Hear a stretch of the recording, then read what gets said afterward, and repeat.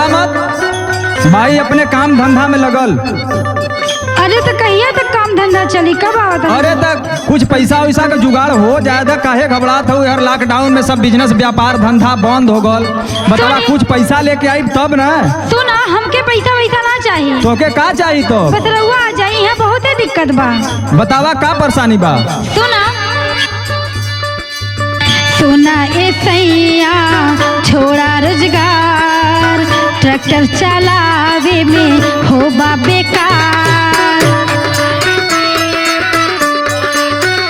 ये बात ना हो, इहे बात बा। सुना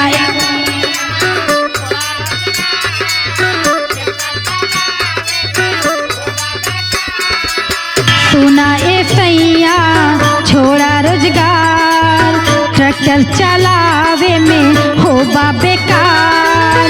कहिया ले आईबा भवनवा बलम जी, जो हेला चूड़िया कंगनवा बलम जी, जो हेला। सुना तानी, घबरा मत आई। अरे हमेशा कहला आई भाई। काहे घबरा थो रानी?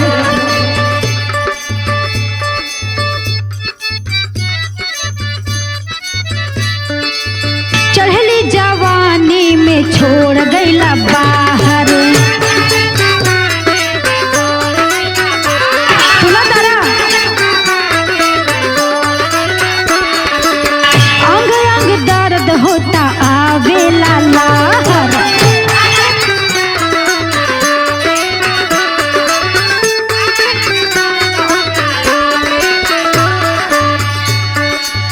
चढ़ली जवानी में छोड़ गईला बाहर, अंग अंग दर्द होता आवेला लाहर।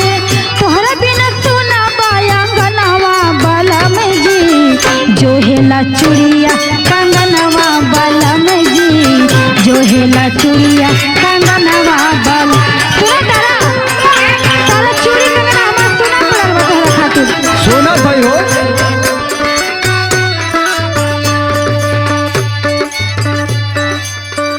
तोहार यह इरादा हो कि काम धंधा छोड़ के चल आई? हाँ, हमारी है इरादा बा कि गांव तो में ये आके बतावा, ट्रैक्टर अगर चलाओ। बिना पैसा का चल आई तो जवन 75 रिकिम का क्रीम पाउडर मेकअप करलू कहाँ से आई? अरे गौवा में आके करल ट्रैक्टर वाला काम अपन। चला ठीक बा, बतावत है। बतावा। सोना बताई करब ना कमाई,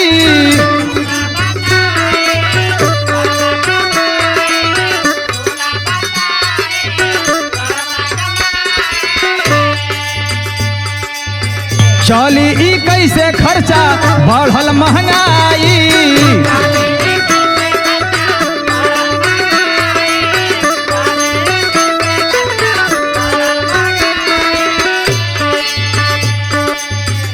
पैसा लेके आईब भवनवा ये रानी हो, सुख मिल जाई समहनवा ये रानी हो।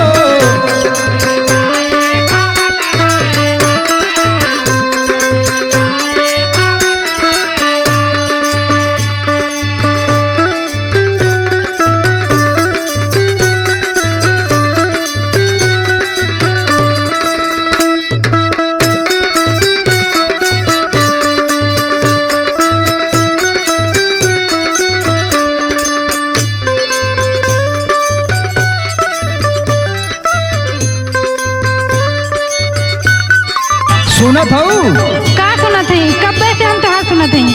कहिया आई भाई बताओ बस फाइनल। सुना, बतावत है। बतावा। तोके मालूम ना हो, पैसा ही रुपया के जमाना बरानी। अरे हमरा के सब पता बना, चाहे रुपया पैसा।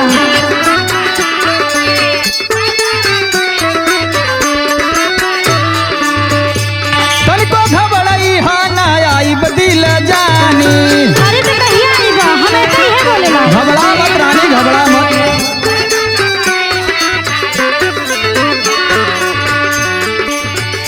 पैसा ही रुपया के जमाना बरानी। अच्छा, तनिको घबराई हा ना आई बदिल जानी।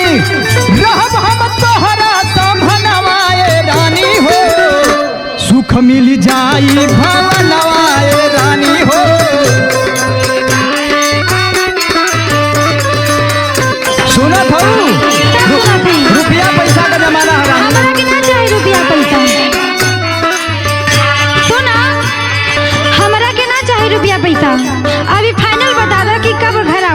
जब कहा तब चल रही, काले हम गाड़ी धो के चल रही। तो सुना बतावा।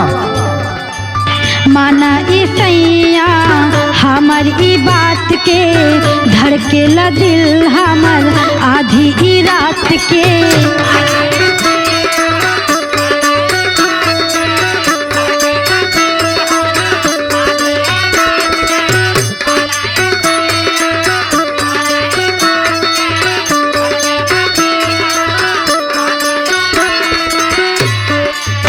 माना ए सैया हमर ई बात के, धड़केला दिल हमर आधी ई रात के।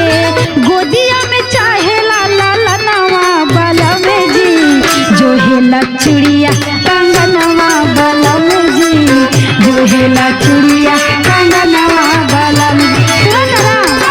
जल्दी से चला रहा। ठीक है, जब ये बात हो तो हम आ जाते।